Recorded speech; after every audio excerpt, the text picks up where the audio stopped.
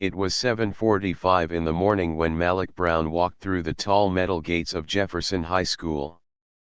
The chilly air brushed against his face as he adjusted the backpack hanging from one shoulder and looked around for his first class. New place. New people.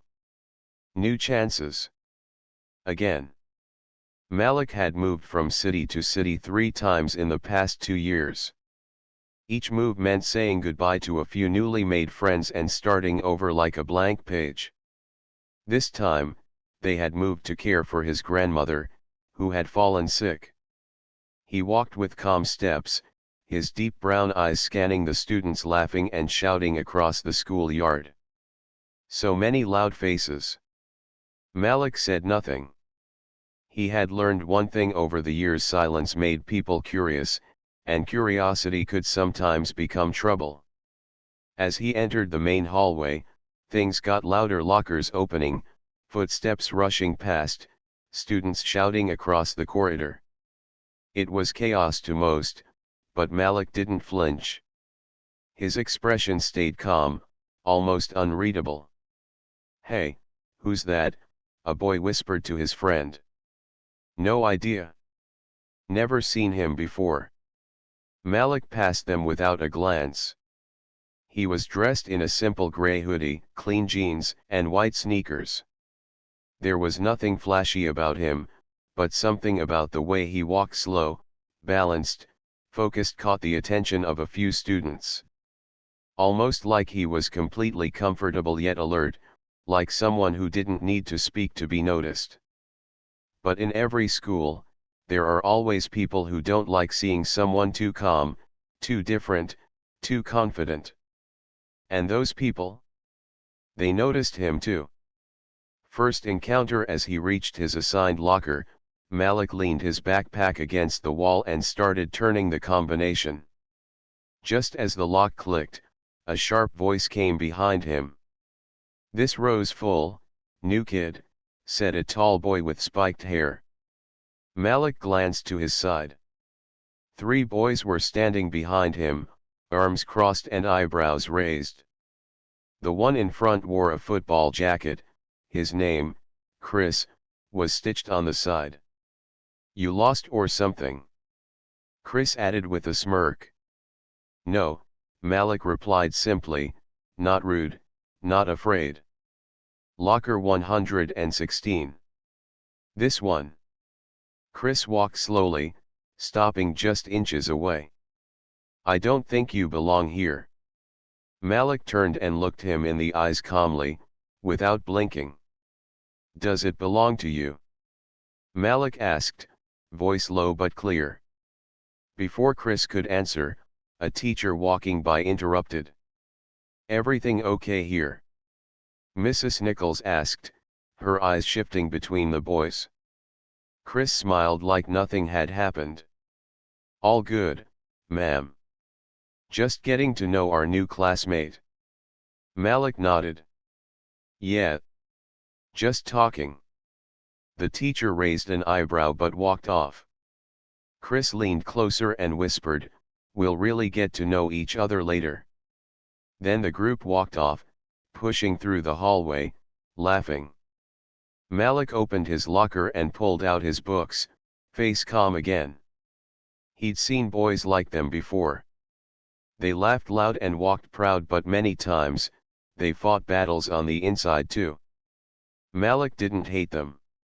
If anything, he knew all too well what it felt like to fight silent battles. Lunch alone. By lunchtime, the school cafeteria was buzzing with conversations and laughter. Students sorted themselves into groups almost like puzzle pieces: athletes at one table, gamers at another, the shy ones in corners, the loud ones in the center. Malik walked in with a tray of food and looked around. Every table was full of faces already deep in conversation. He spotted one empty seat near the window and quietly sat down. He didn't stare at his food, didn't look around nervously. Instead, he slowly ate, focused and relaxed. But his silence became a reason for whispers. Why's he sitting there all alone? He thinks he's cool or something. Chris, sitting 2 tables behind, watched Malik from a distance. His friend Tom leaned in and said, "He's acting like he owns the place." Chris narrowed his eyes. "He's asking for it?" Watchful eyes. What none of them knew was that Coach Daniels, the school's gym teacher, had been watching from the far end of the room. A former boxer in his younger days, the coach had an eye for reading people, not just how they moved, but how they controlled themselves. Something about the way Malik carried himself made the coach pause. That boy wasn't just calm. He was trained. And he wasn't afraid. As the final bell rang and students rushed out into the open air, Malik walked quietly out the side door and down the pavement. Chris and his friends followed from a few steps behind, their voices low, full of plans. They thought they had found someone to mess with, just another quiet boy, new to town, alone. They thought wrong. Because Malik wasn't just a quiet boy. He was a fighter in disguise. The next morning, Malik arrived at school early. The hallways were quiet. Only a few staff members were around getting ready for the day.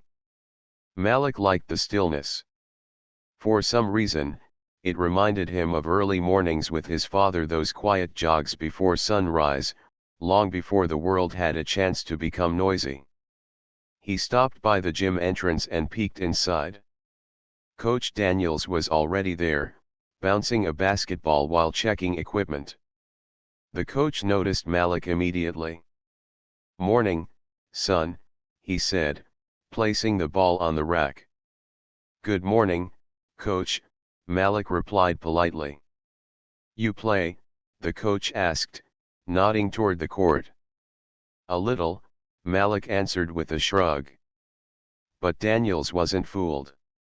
Even from a few words, he could tell this boy wasn't just a little skilled at anything. "You box?" the coach asked suddenly, observing Malik's stance. Malik hesitated, then gave a small nod. "My dad taught me, used to." Coach raised his eyebrow. "Ah. That explains the way you move. Quiet but focused. You know how to stay balanced." Malik smiled, just for a second. But the smile faded as the sound of footsteps echoed in the hallway. And so it begins. By second period, the rumors had spread. "Chris is gonna try something," whispered a boy near the lockers. "New kid doesn't know who he's messing with," another added. Everyone felt it. Something was building. Like the air before a storm. In class, Malik kept to his work, his handwriting neat, his mind calm. He didn't look at Chris or his friends, even when they tried to whisper comments loud enough to be overheard. "Mr. Tough Guy is so quiet. Bet he can't even fight." Malik didn't bite. He remembered his father's words, "Real warriors win before the fight ever begins." But inside, he could feel something tighter now. Not fear but patience being tested. At lunch, it happened again. Malik sat alone once more, eating in peace at the usual table near the window. But this time, Chris and his group came closer. First, they sat at a nearby table. Then they started making noise, laughing, tapping trays, dropping books for attention. Malik ignored it. Until Ryan walked past and bumped his tray, spilling a small part of his lunch on the table. "Oops," he said with a fake sorry. Still, Malik said nothing. He calmly picked up his napkin and cleaned the spot. Chris stood up and walked over. "He don't speak. Maybe he can't." Then he leaned in and whispered, "Say something, tough guy." Now students around them were watching. A few had their phones out.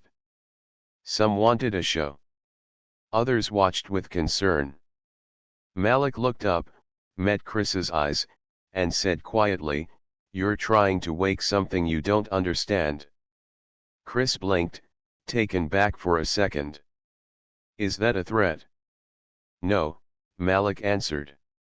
It's a warning. Coach Daniels, standing by the staff area with his coffee, had seen everything.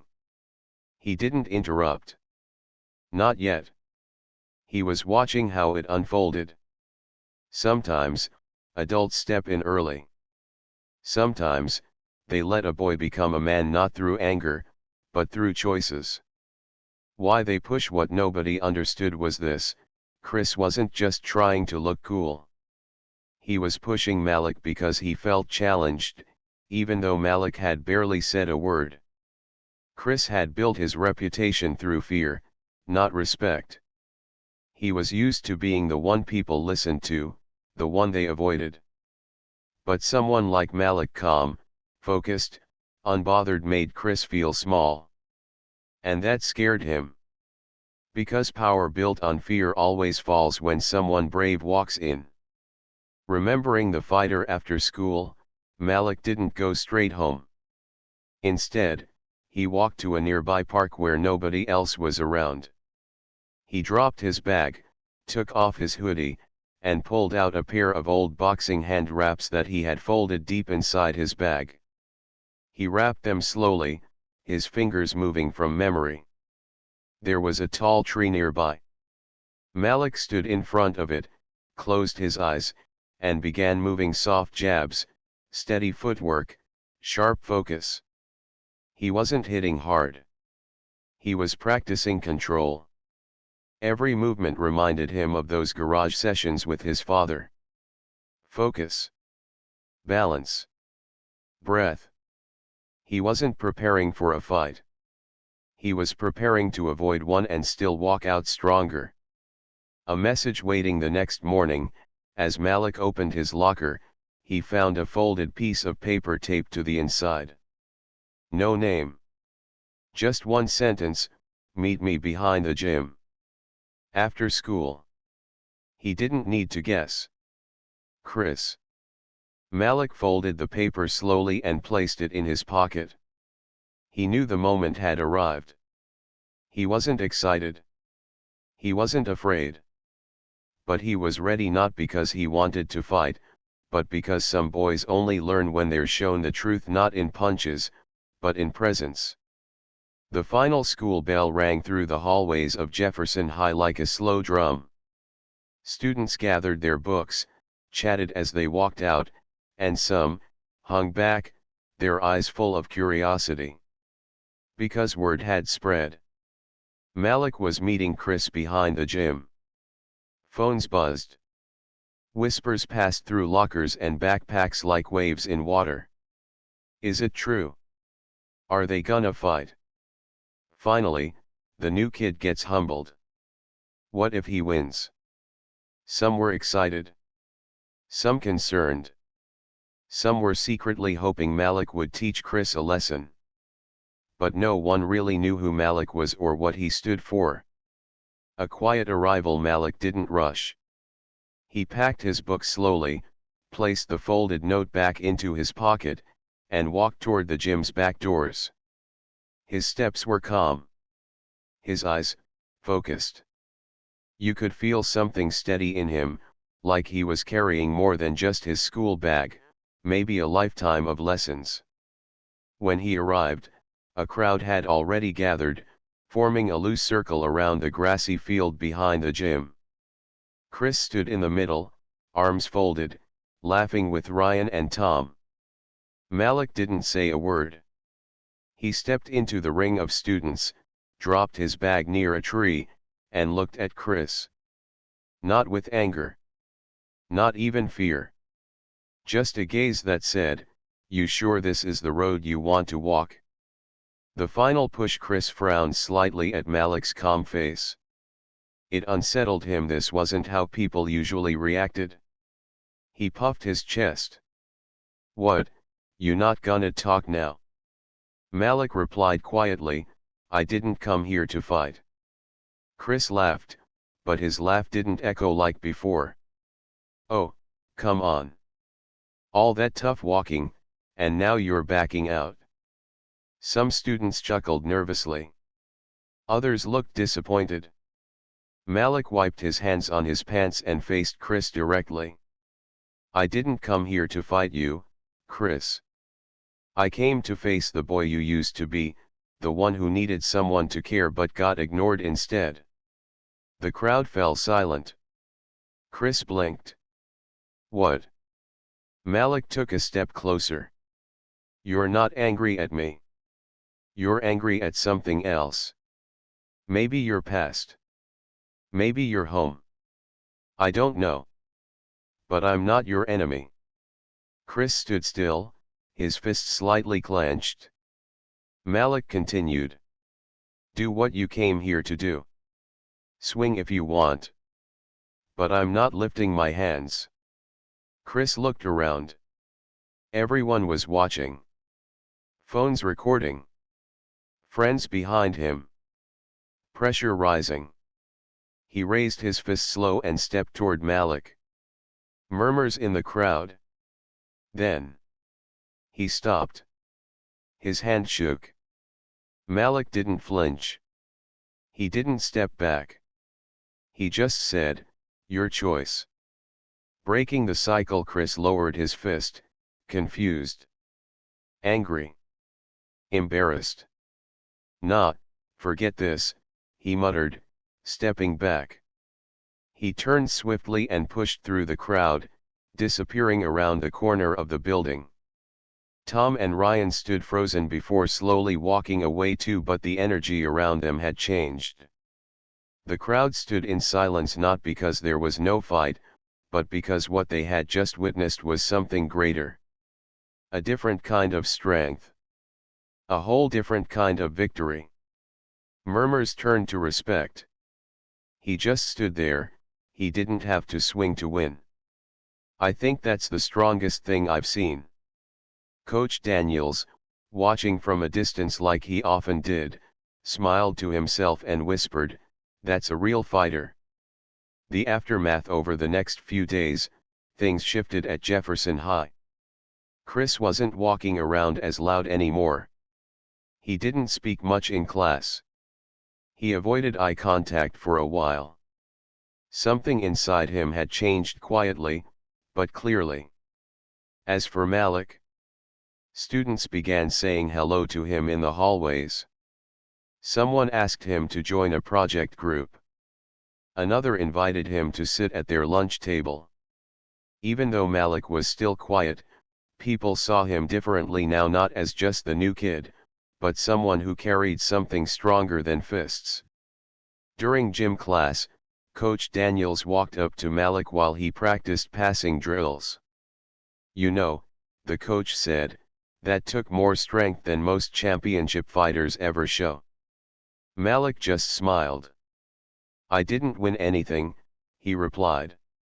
Coach shook his head, no. You helped someone else not lose himself. That's something special, son. A note that said everything. Later that week, Malik returned to his locker and found another folded piece of paper. Same handwriting. This one said, I'm sorry for trying to be the wrong kind of strong. You showed me what it really looks like. Thank you. No name signed. But Malik knew.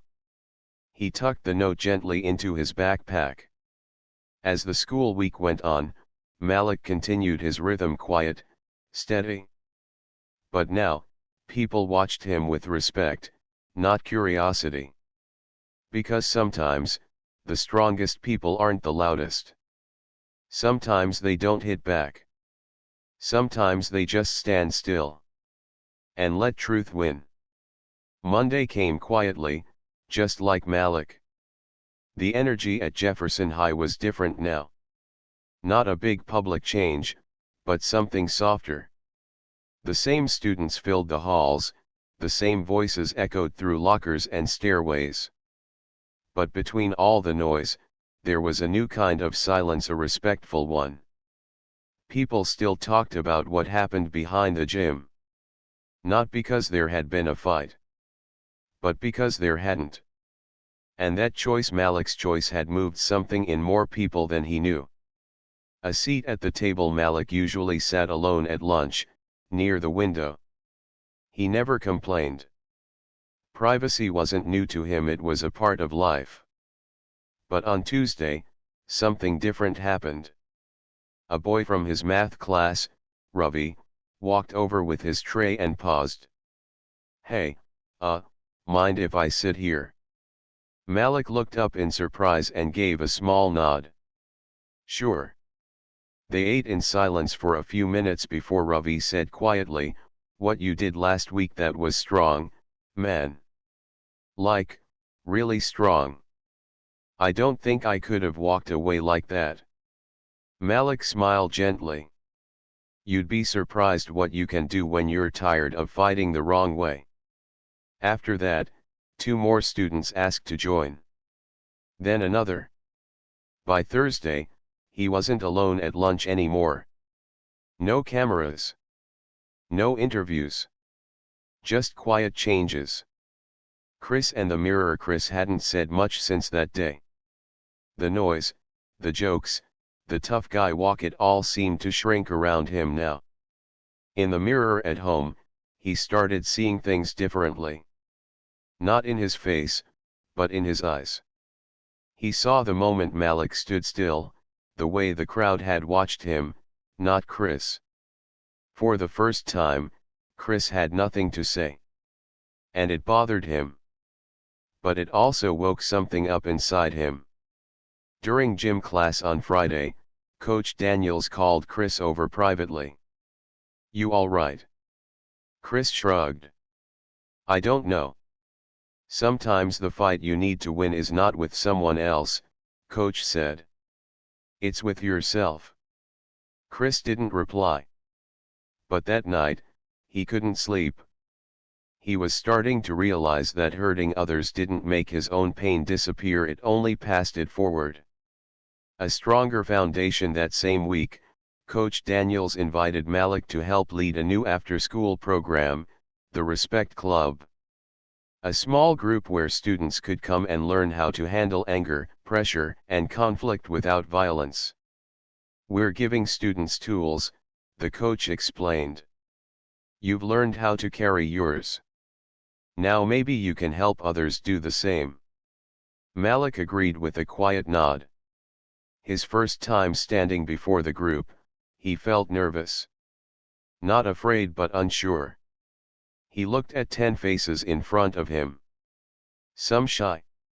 Some curious. Some carrying more than they let on. He took a deep breath and said, "I'm not here to teach you how to be strong. I'm here to remind you that you already are."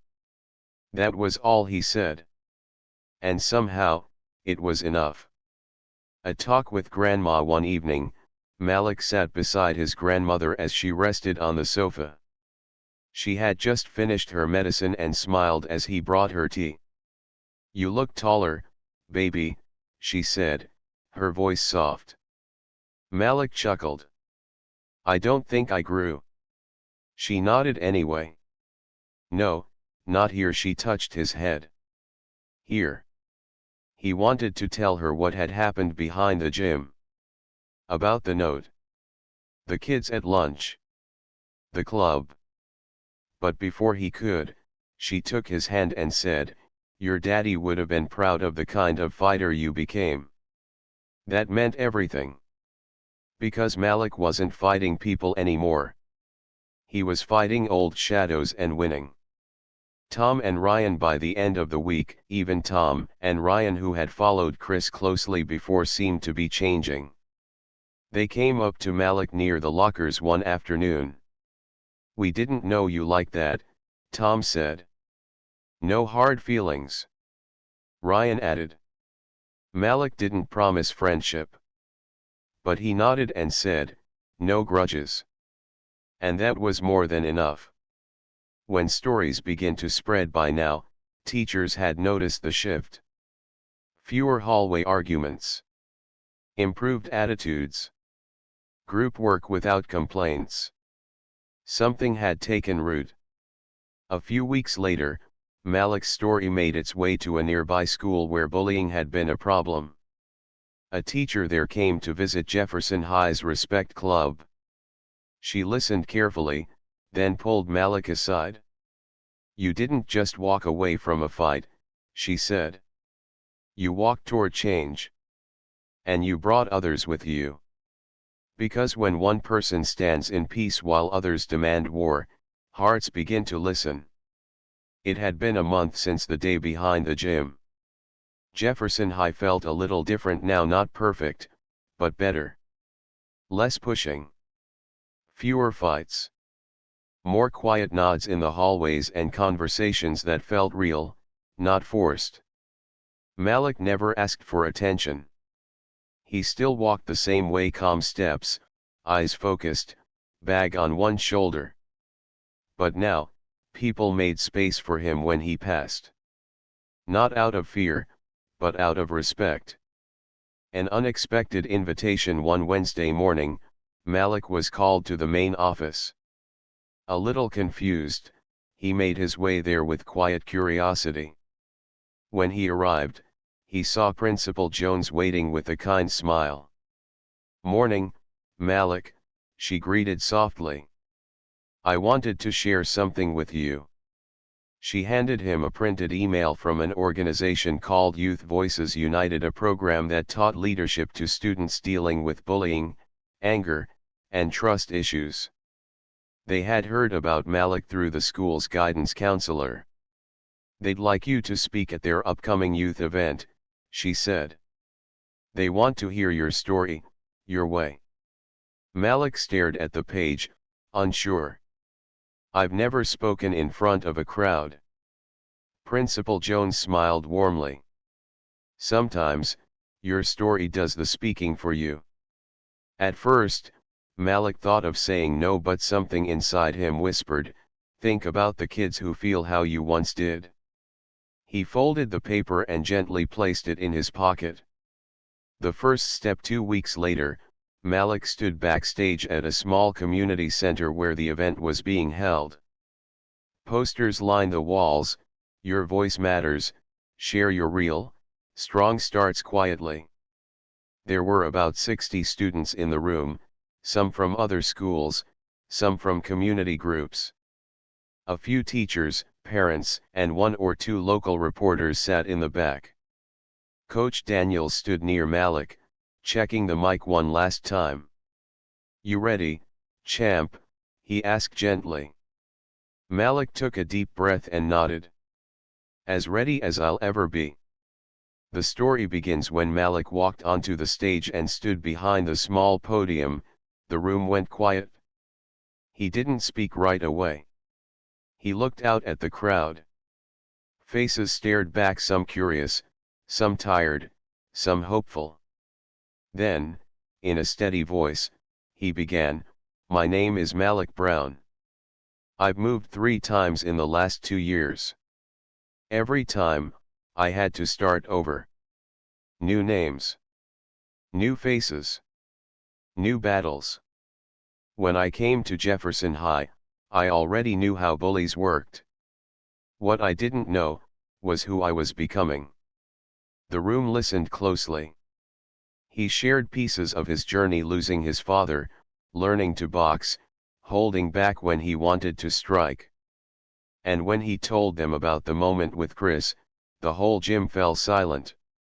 Then he said, "I didn't win by fighting back. I won by remembering who I was." Sometimes, the hardest punch to throw, is none at all. There was no shouting, no cheering, just quiet respect. The kind that lingers. Backstage surprise: after the event, students came up to Malik, one by one, not to praise, but to connect. One boy, younger than him and wearing worn-out shoes, walked up and asked softly, "How do you stay calm when they keep laughing at you?" Malik knelt to his level. "You don't silence them," he said, "you just stop letting their noise get inside you." The boy nodded. Another girl came forward and whispered, "I thought fighting back was the only way. But now, maybe I'll try your way." Malik offered a hand. "You're not alone," he said. A message from Chris after the event. Coach handed Malik a folded piece of paper. A note. Again. Malik opened it. "You helped me more by walking away than any teacher ever did by yelling. Thank you for not hitting me and for hitting my heart instead." Chris Malik read the note twice. Then he folded it neatly and placed it with other things he now kept, not trophies, but proof. Proof that hearts can change. A wider impact. A video of Malik's speech was uploaded online by the event team with the title, "The Quiet Fighter Who Changed His School Without Throwing a Punch." Within days, it was shared in classrooms, youth centers, and schools facing bullying problems across the state. Teachers began showing it as part of their character-building lessons. In a comment below the video, someone wrote, "He didn't raise his hands, but he raised our standards." And just like that, Malik's message flew further than he ever imagined. But he never forgot. Through it all, the attention, the praise, and the changes, Malik never forgot who he was, or why he stayed quiet that day behind the gym. It wasn't weakness. It was clarity. And that clarity had brought light into dark places beyond what fists ever could. Malik had once been a new kid, alone and misunderstood. But now, he was a voice. A bridge. A quiet leader. And while many fought loud battles, Malik showed the world how to win calmly. The video of Malik's speech had now reached hundreds of people, not just students, but teachers, counselors, coaches, and even parents. Everywhere it went, it left something behind, a pause, and then a thought.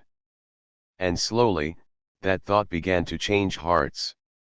A knock on the classroom door one morning at Jefferson High. Malik was called to the counselor's office again. When he arrived, Mrs. Bennett wasn't alone. Sitting across from her was a woman Malik didn't recognize. Her name tag read Miss Rivera, Community Engagement Officer. She stood and smiled warmly. "Hi Malik. I saw your video. I work with schools around the city, places where bullying, anger, and peer pressure are turning kids into people they don't want to be." She handed him a brochure. On the front was a photo of a youth mentoring camp. "We've been running this for years," she said. "But we've never had someone with your kind of influence, quiet, patient, real. Would you like to come speak at one of our sessions? Nothing fancy. Just you being you." Malik looked at the brochure, then at Mrs. Bennett. She nodded gently. "It's your choice." Malik gave a small, brave smile. "All right." Back at home that evening, Malik told his grandmother about the camp visit. She was sitting in her usual chair, wrapped in her soft green blanket. She listened carefully, then said, "You remember what your father once told you?" Malik nodded. "He said, real fighters don't always enter rings. Sometimes, they just enter someone's life at the right time." She smiled. "That's the one. Go lift someone." The camp. Later that month, Malik arrived at the youth camp. It wasn't big, just a large gym, a few classrooms, and outdoor areas where students could play, talk, or simply get space from the world. That day's group had 15 boys between the ages of 12 and 15. Some had already been in trouble, fights, suspensions, even brief time in juvenile programs. Some had barely spoken a word yet. But all of them carried something in their eyes, a weight they didn't know how to name. Malik didn't come with a speech. He just opened a conversation. "I'm not here to fix anyone," he started. "I'm just here to talk. Or to listen. Whichever you need more." And slowly, the words came. One boy admitted he screamed at people because it made him feel like he mattered. Another said he wanted to be loud so nobody would notice his fear. A third said punching walls at home was easier than saying I'm hurt. Malik just nodded. He didn't judge. He didn't speak out of pride. He shared his own stories, too, about loss, loneliness, being misunderstood, and choosing to hold back instead of hit back. One boy asked, "But if you can fight, why not teach us that?"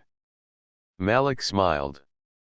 Because sometimes knowing how to fight is not about using it, it's about knowing when not to. Chris's new choice. Meanwhile, back at Jefferson High, Chris sat in the Respect Club quietly each week. He never talked much. But he listened. He helped set up chairs. He read the quotes pinned to the boards, like, "Kindness isn't weakness. It's strength that knows when to speak softly."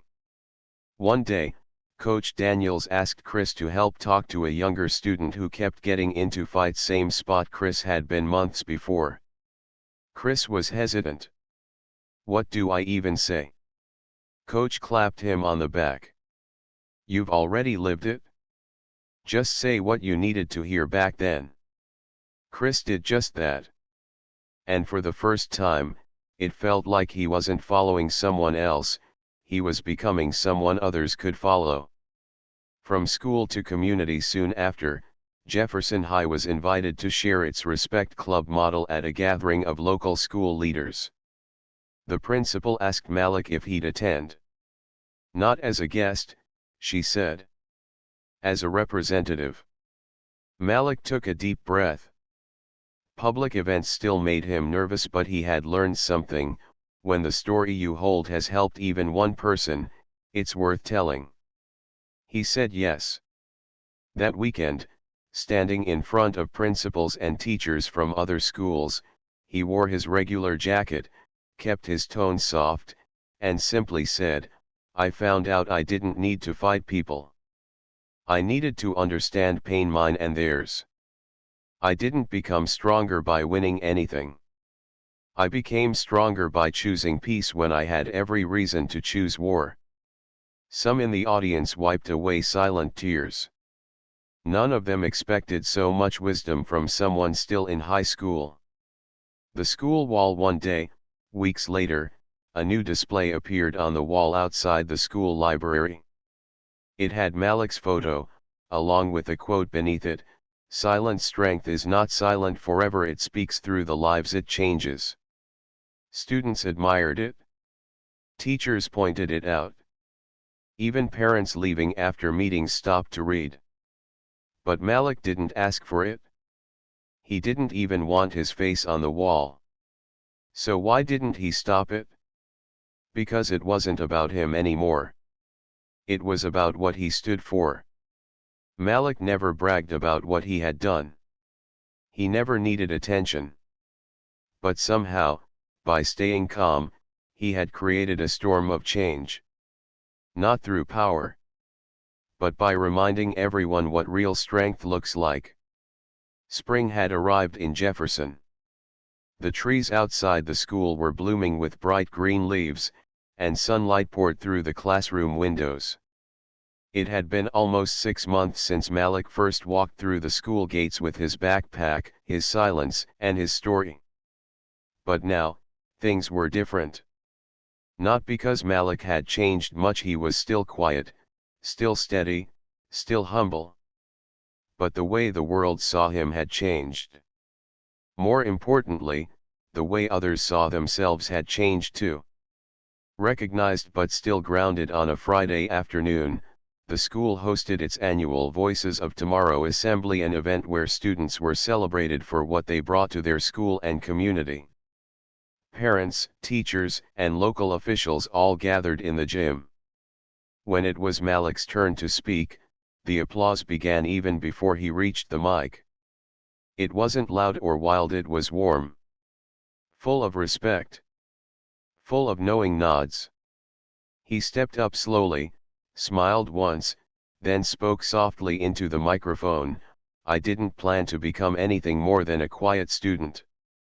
I just didn't want to be someone who added more hurt to the world. Sometimes, silence speaks louder than shouting. Sometimes, standing still teaches more than stepping forward. And sometimes, the strongest kind of fight is walking away, so others can rise. There weren't many words.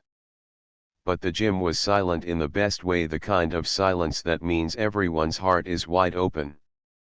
After the assembly, dozens of people came up to Malik afterward. Parents shook his hand. Students smiled and said thank you. Even Mr. Thomas, an older janitor who had worked at the school for 20 years, gave Malik a gentle pat on the back. I've seen hundreds of kids walk these halls, he said. But not many leave the kind of mark you did, without even lifting a fist. Later, Chris came over too. He didn't wear his old tough look anymore. His eyes were clearer now. Softer. No cameras this time, Chris said with a small smile. But I wanted you to know I signed up to volunteer at Coach Daniel's youth camp. Heard they could use another helping hand. Malik smiled. Not big, just enough. Proud of you, he said. And he meant it. Because real change isn't just about stopping a bully. It's when the bully decides to stop being one. Coach's final lesson a few days before graduation, Coach Daniels called Malik into the gym one last time. The lights were off, the room quiet. A punching bag still hung in the corner, slightly swaying. Coach handed Malik an old key. What's this? Malik asked. The small locker room behind the gym. Yours now. Keep the hand wraps there. Or the books. Or just a quiet space for when life gets loud. Malik held the key gently in his palm. Why me? Coach chuckled. Because you didn't just show strength, son. You showed how to lead with heart, with peace, with character. That kind of leadership deserves a space. And that space? It's not just for you. It's for those who will come after. The year after, even after Malik graduated, his story stayed alive in the halls of Jefferson High. The Respect Club grew bigger. Teachers used his story during lessons on character. Younger students, who never even met him, walked differently, more aware, more kind. Some wrote his name on the whiteboard each week as a reminder, be like Malik, calm, strong, patient. And hanging near the main entrance was a quote beneath his photo that no one could walk past without pausing, not every fighter uses their fists. Some use forgiveness, some use silence. But the strongest ones, they use love and leave behind change. Malik's next chapter. Malik eventually joined a youth development center in the city, working with students just like him, those who had been hurt, misunderstood, left out, or pushed around. He never walked in with pride. Instead, he walked in with patience. He listened more than he spoke. He taught how to hold your hand open, instead of making a fist. And every time a young person asked, why didn't you fight back? He smiled and said, because someone has to be the first to stop the cycle. And I chose to be that someone. Not just a story, a legacy. So when they asked later, who was Malik Brown? The answer was always different, depending on who you asked. Some said the one who stood against bullies, without raising a finger. Others said the boy who made peace look powerful. And a few quietly whispered, the reason I changed, for the better. Because at the end of it all, Small Blue Diamond, Malik didn't become known for how strong he looked. Small Blue Diamond, he became remembered for how strong he loved. Small Blue Diamond, and in a world full of noise, it was his silence that spoke the loudest.